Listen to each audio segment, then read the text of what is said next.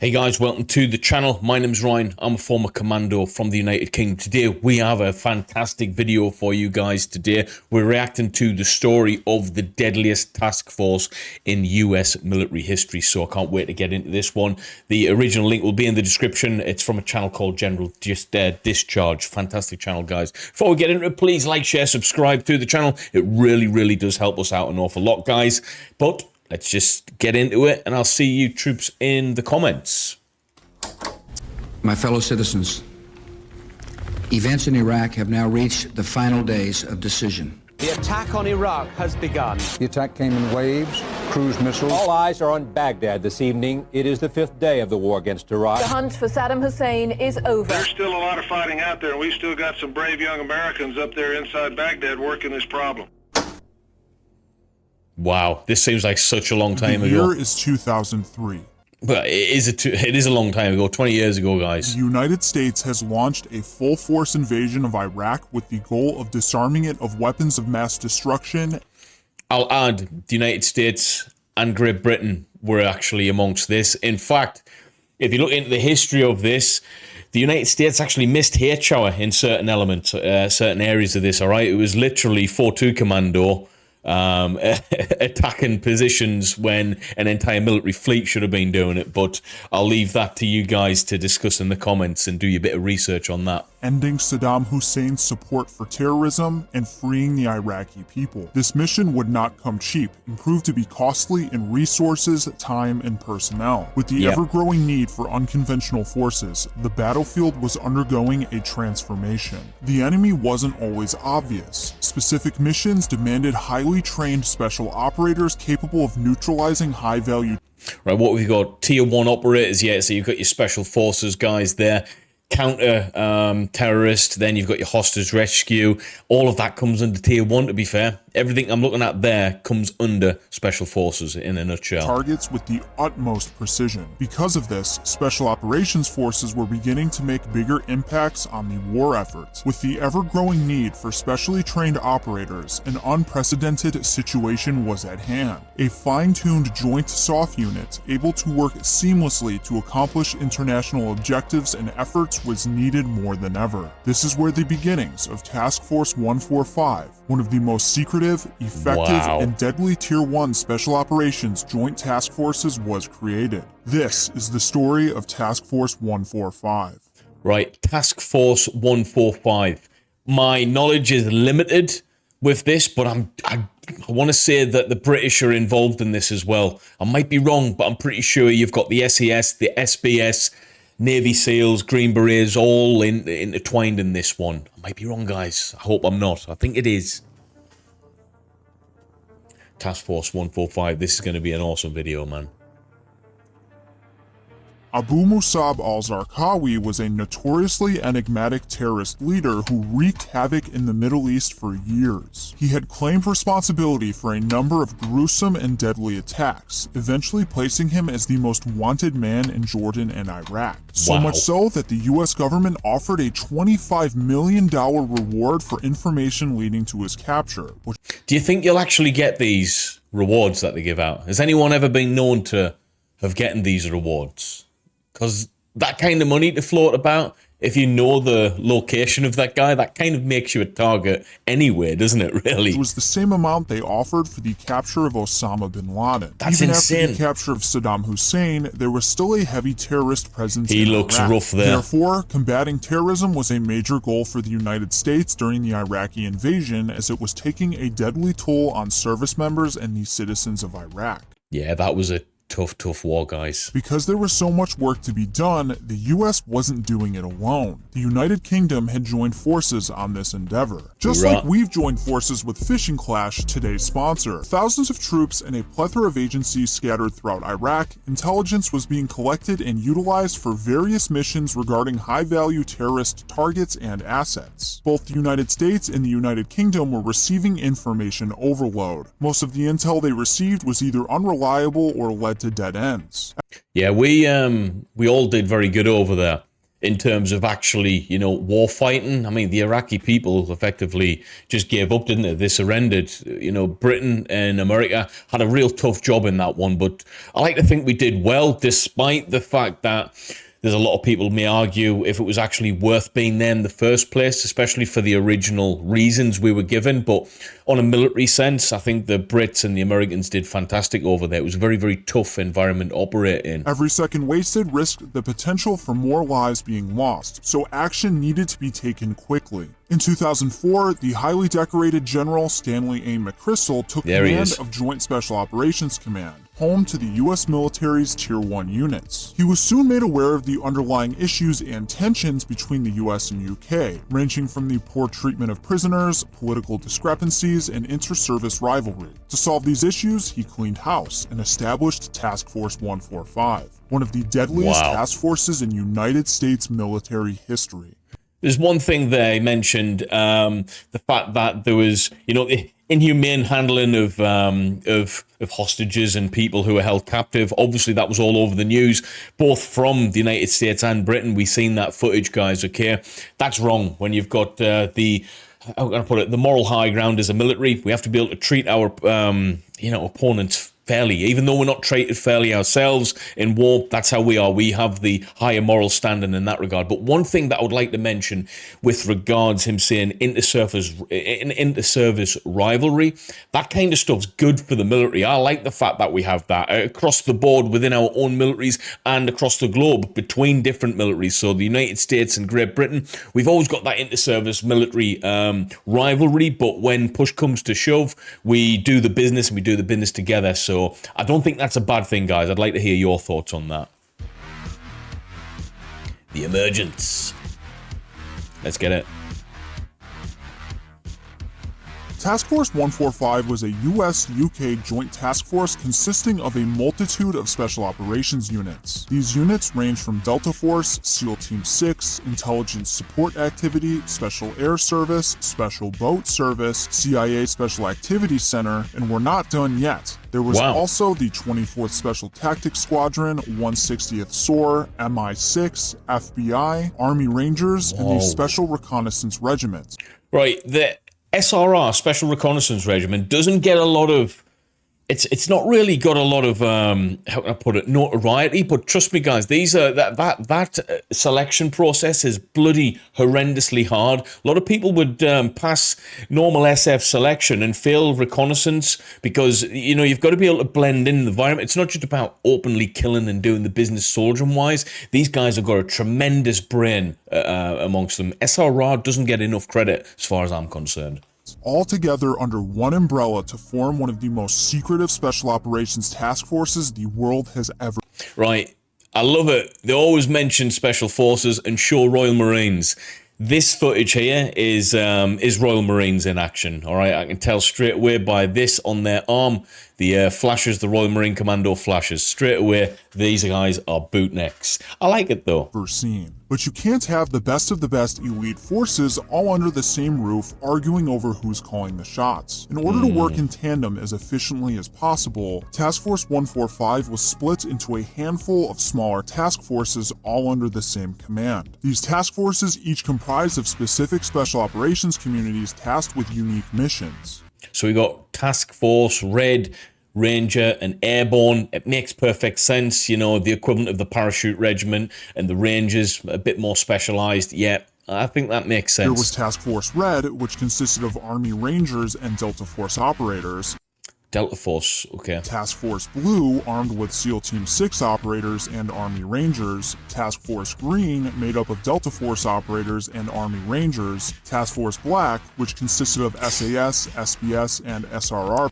Look at that is something there. So you've got the SBS, Special Boat Service, the SAS, Special Air Service, and the Surveillance Reconnaissance Regiment. Fantastic order of individuals there. Now, what won't be mentioned is SRR support all three of those, and they comprise of Parachute Regiment and the Royal Marines Commandos. A select few will go on an acquaint to become part of SFSG, Special Forces Support Group, who support these on ops. Now, yeah, they might not be kicking doors in as frequently as these guys, but they're definitely supporting these on operations. So that's one group who isn't mentioned here, who definitely will have been involved directly with all three of these counterparts, guys. It's really exciting stuff. Personnel and Task Force Orange, which was the intel element of the task force, consisting of the intelligence support activity, FBI, MI6, CIA, and other agencies. This is Each of these task forces worked autonomously, but ultimately in tandem to execute various missions throughout the Middle East. But Again, you don't just create the world's... There's the Marines. Why are they showing Marines all the time? They want us to be SF, don't they? We're not Special Forces, guys.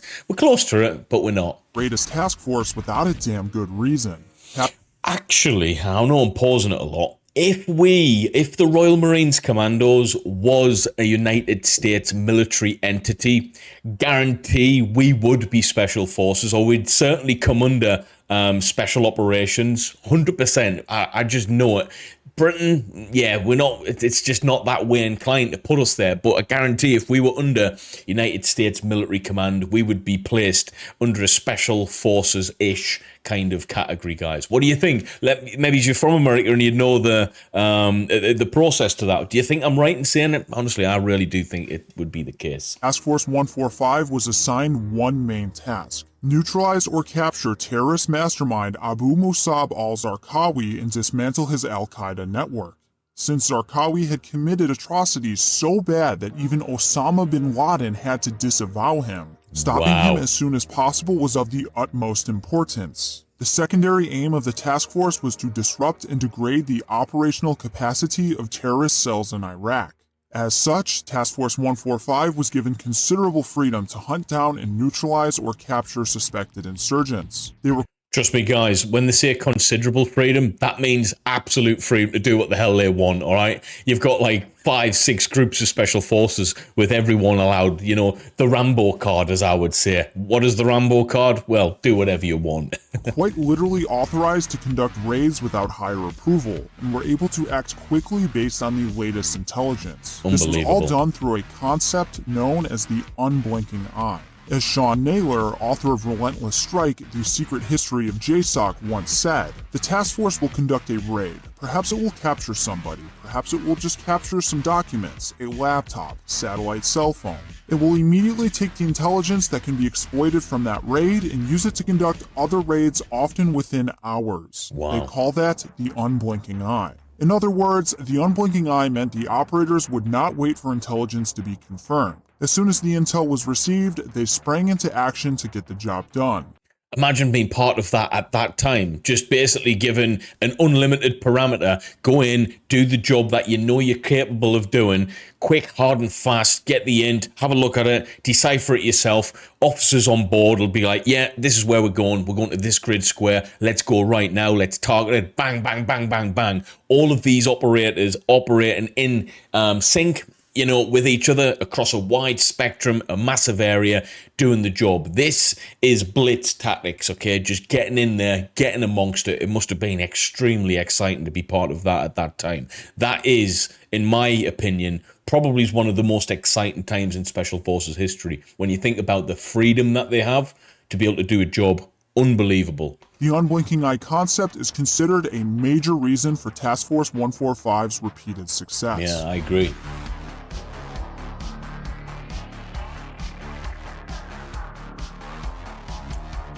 And yes, with it is access to state-of-the-art equipment, the world's finest operators, and any resource they could get their hands on, Task Force 145 let nothing get in its way on the hunt for Zarqawi.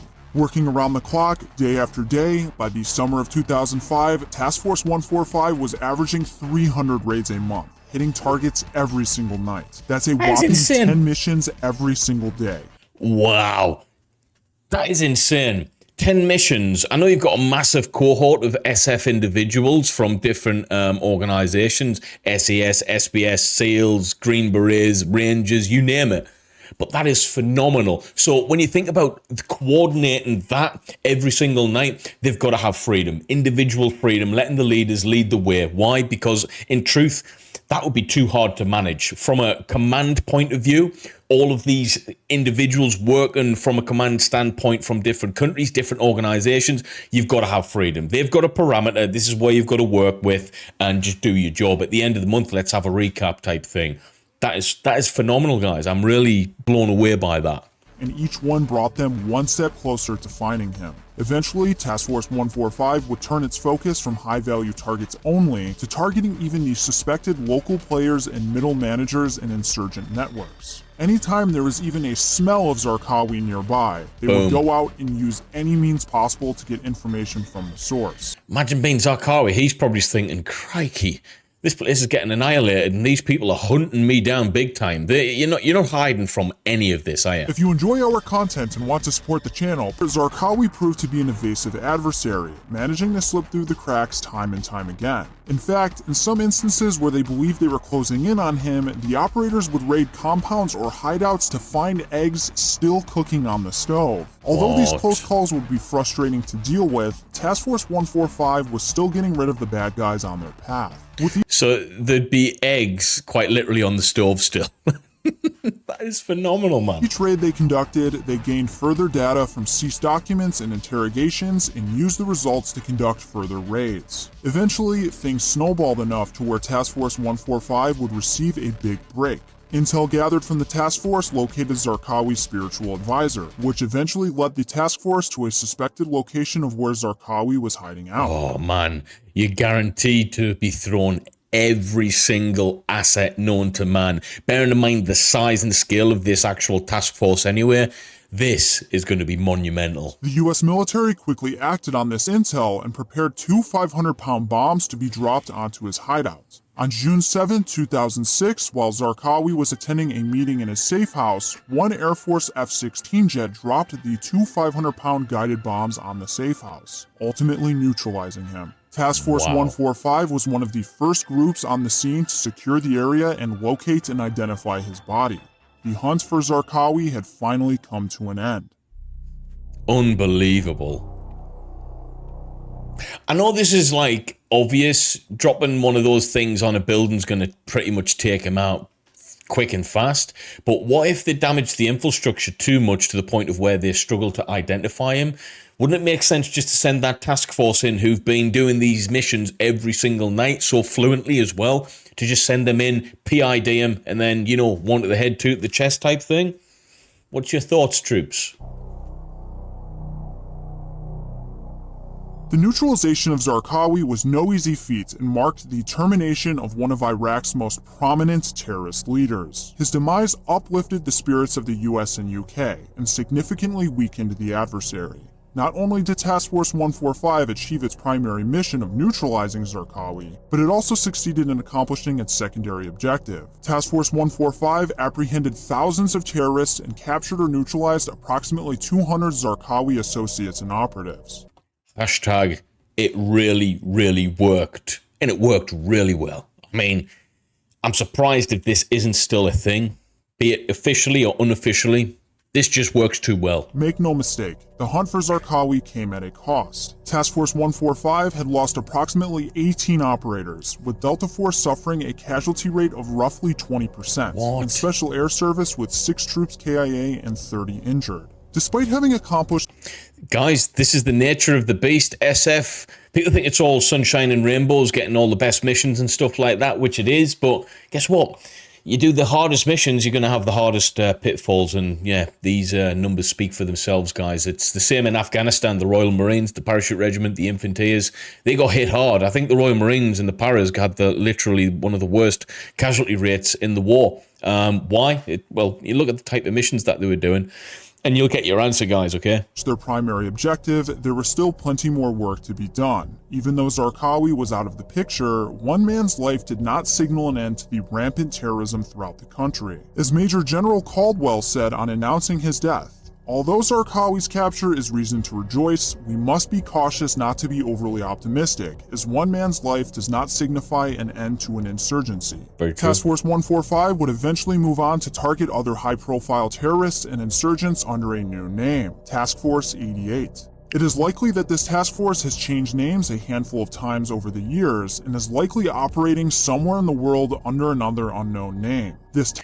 Which answers our question of, if it works that well, why disband it? This tells us otherwise, that it's probably still operating, probably is under a different name, a pseudonym of some sort, and we'll probably find out in a few years from now that they've been operating, you know, pretty actively in what's going on in the world right now as of 2023, guys. Task Force, although shrouded in secrecy, has made a name for itself as one of the most deadly and effective task forces ever assembled by the United States military. Man, this one's made I want to join the military again. This is the kind of stuff that you sign up for, isn't it? Their sacrifices, capabilities, and commitment to protecting the interests of our great nation have likely made the world a safer place. If you'd like to learn more about the highly covert and mysterious Tier 1 units that made up Task Force 145, we've done a video covering every US military... Right, we're going to watch that at some point, guys. Honestly, fantastic channel. I think I've reacted to one or two of their videos before, General Discharge. What a great, great channel, guys. Go show them some support. Link is in the description, troops. Fantastic video. Please like, share, and subscribe to my channel if you enjoy this type of content. Just takes 2 seconds to smash the like button, guys. And if you want to support me, please consider joining as a member. It's literally $1, I think, or become a patron, or both, troops. All links is in the description. It really does help me out massively. But just want to say thank you. Let's open up the debate in the chat. The story of the deadliest task force in US military history. Do you think it's so? I think it is, guys. But I'll leave it down to you in the comments. See you later, troops. Thanks for watching.